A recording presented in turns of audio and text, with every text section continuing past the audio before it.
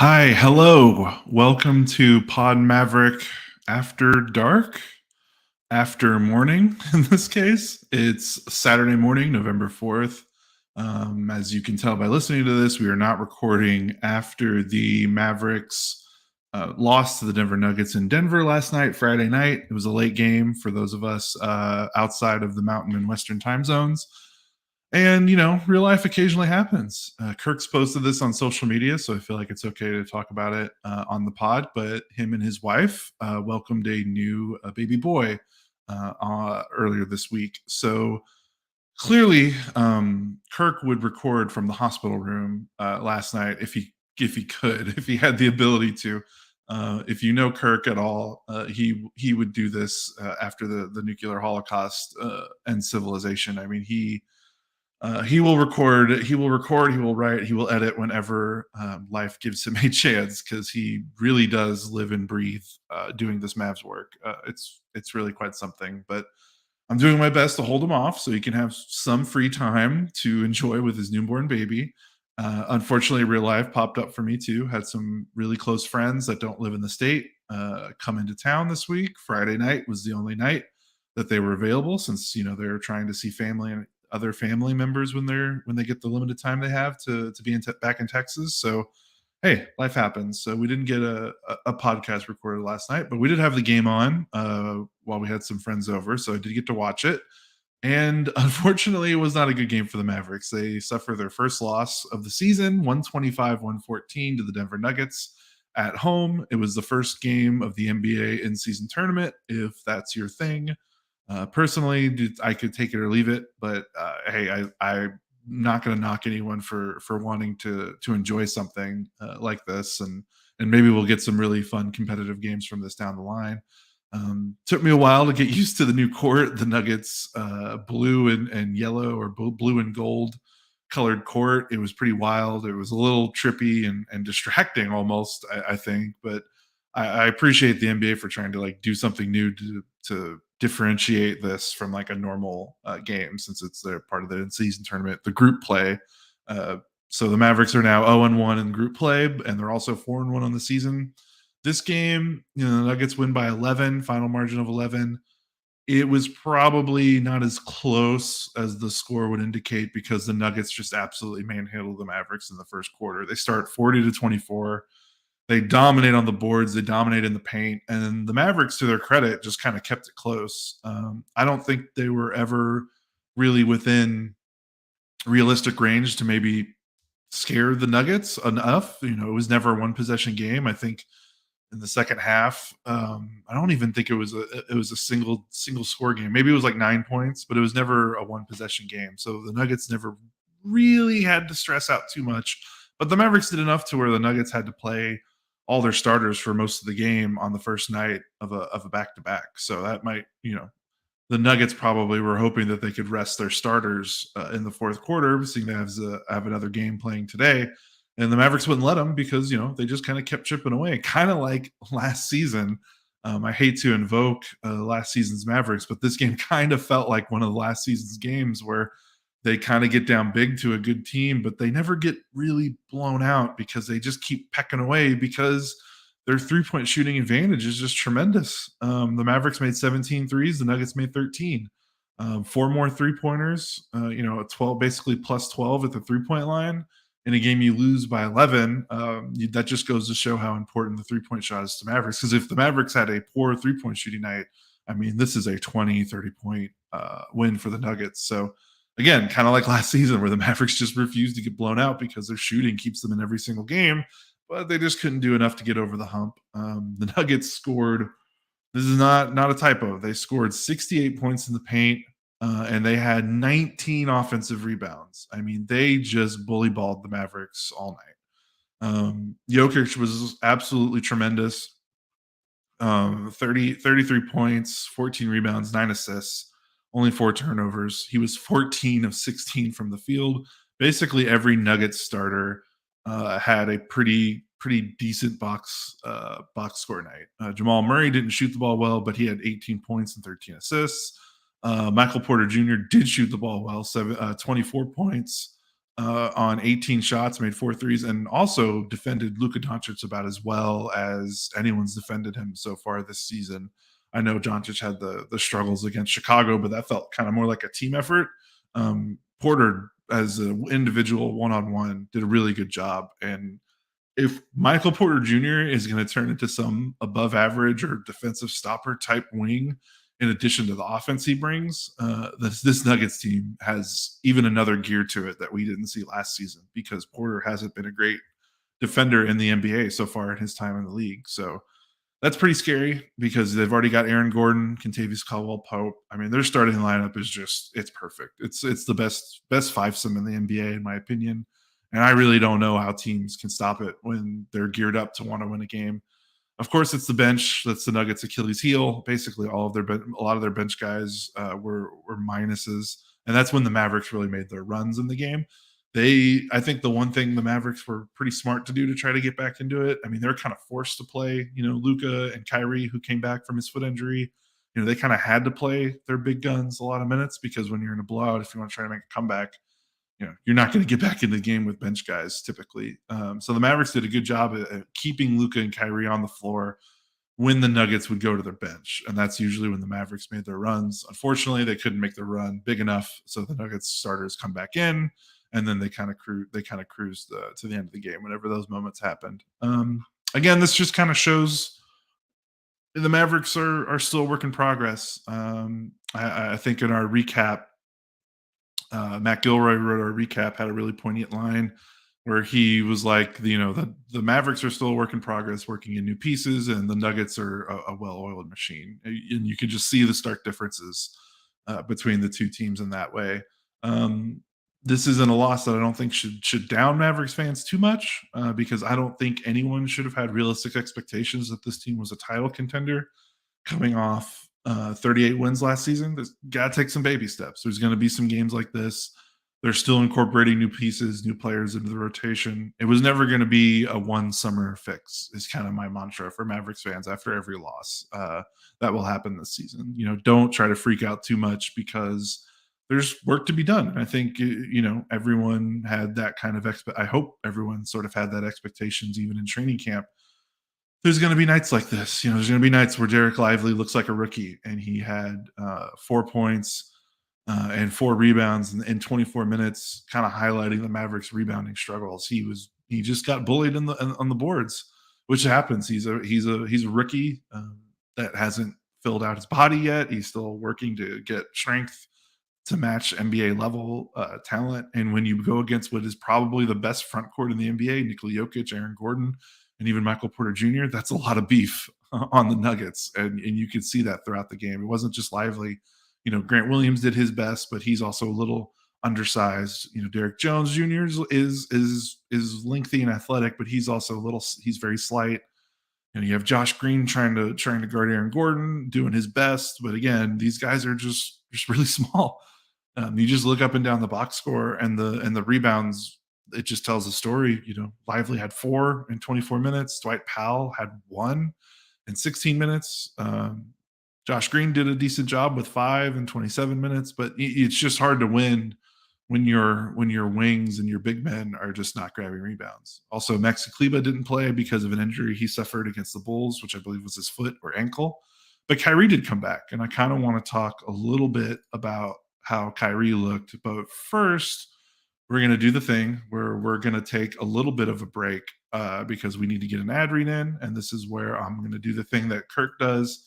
Like the stream, subscribe to our channel, Pod Maverick, both on YouTube and wherever you listen. If you're listening to our audio only feed, listen wherever you listen to the show or wherever you watch the show.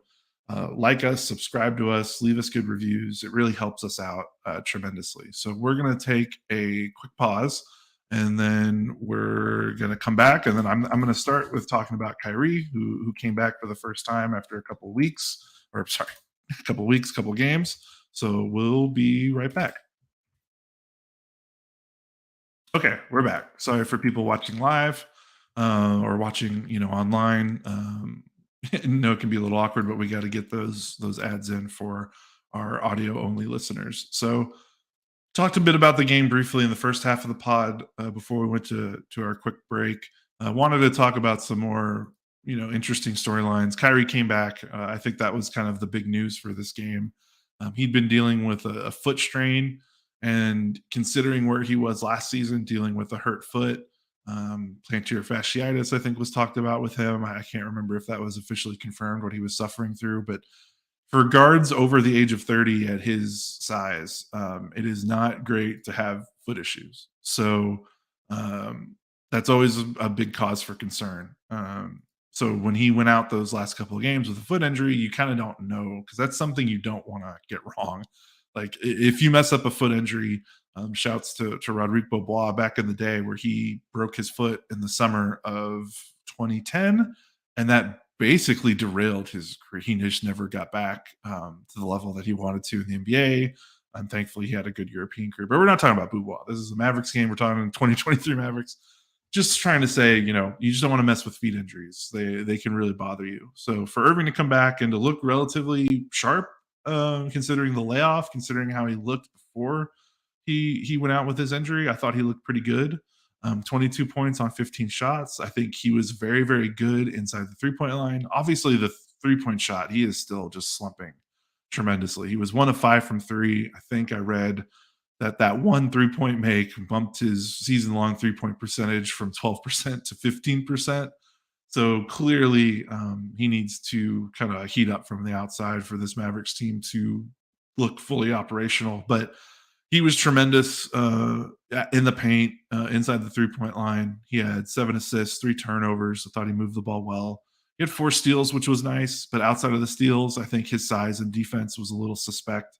To be honest, I think Irving and Doncic just didn't play as well as they need to on the defensive end. Not to say that they need to be stoppers or tremendous defenders, but they just need to be, near average for this Mavericks team to thrive. And I thought both of them were a little bit below average, especially like in team concepts, rotating, making their rotations, trying to keep guys out of the paint. It's tough.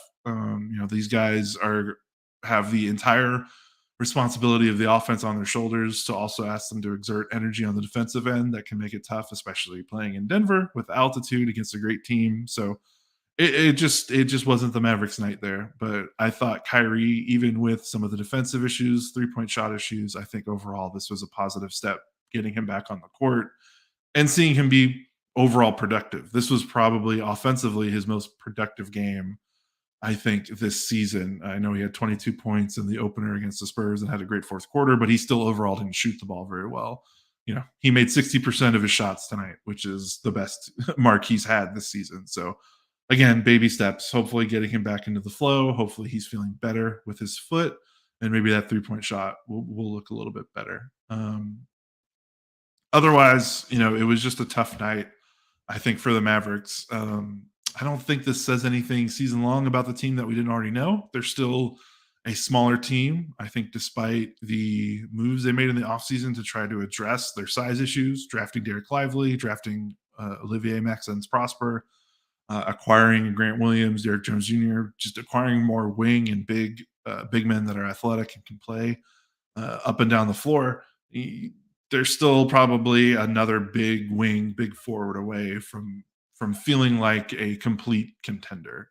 Grant Williams, I think, is doing his best at the 4, but ideally you'd probably like him to play the 3 and maybe have a little bit of a more dynamic forward at the 4 next to him instead of Derek Jones Jr., who is doing really as much as he can do considering what the Mavericks are asking of him and consider he's a veterans minimum guy.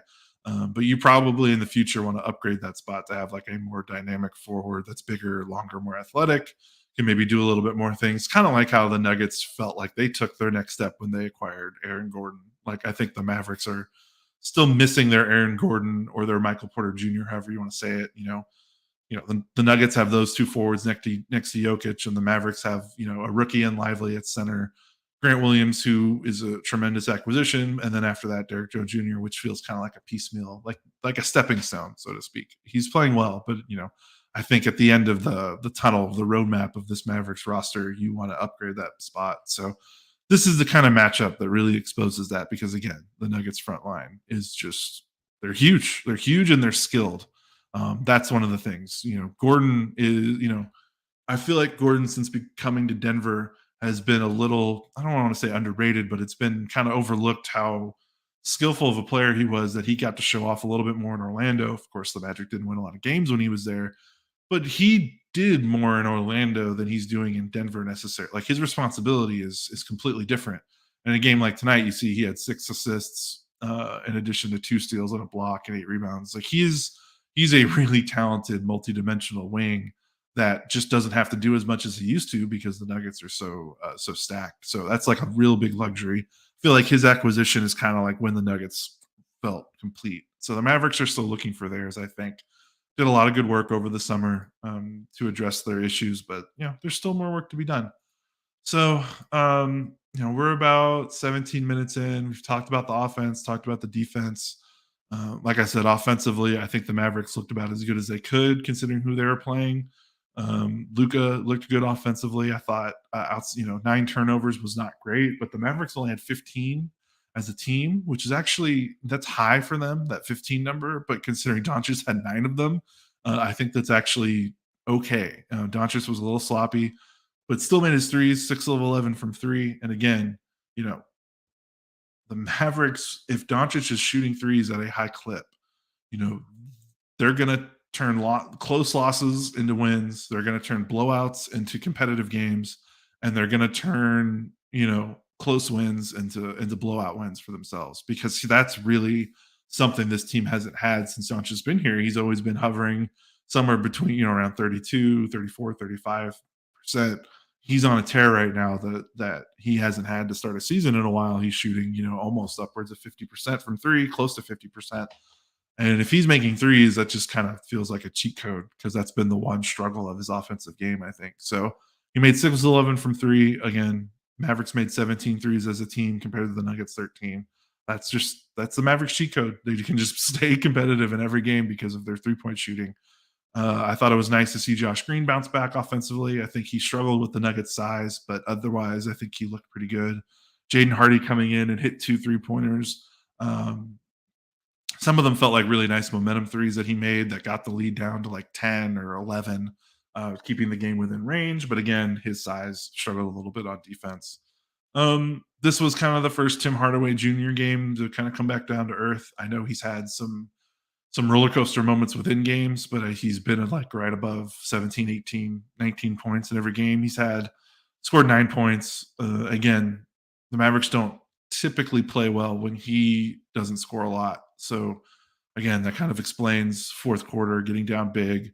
The fact that they were able to make a comeback without him necessarily lighting it up. I mean, if you want to look at the glass half full, that's a way to look at it. But I don't think this is anything more than a measuring stick game for the Mavericks, and they didn't measure up, but that's okay. That's not a cause to ring any alarm bells or flag that something's like a red flag for the season. The Nuggets are probably the best team in the NBA, and the Mavericks just aren't there yet. So nothing to really worry about, I think, coming out of this game. I like to see how the Mavericks respond to this game, because their schedule does get a little harder going forward. They play a Nuggets team that has given them all sorts of issues over the last 12 months. So we'll see how they respond, but they should still be favored to win that game. But after that, Orlando, Toronto, Clippers, Pelicans twice. Those are some teams that can give the Mavericks some issues. So Orlando and Toronto are both really athletic, younger teams that can muck it up and kind of create a game like the Bulls game that they can just kind of bring you down into that into the muck and try to win a mud fight. So those are going to be 2 tough games. The Clippers look absolutely great, and that's before James Harden has played. How you feel about James Harden might make that either a good thing or a bad thing for the Mavericks going forward. So we'll see how they look, but they're playing really well. Pelicans, 2 games in New Orleans back to back.